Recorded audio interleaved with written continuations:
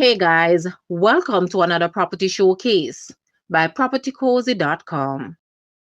Located in Hillside, Manchester, and 3 kilometers south of the Mandeville Town Center, in proximity to Northern Caribbean University, is this exceptional investment opportunity that boasts a beautiful 3-bedroom home alongside 2 separate 1-bedroom income generating flats.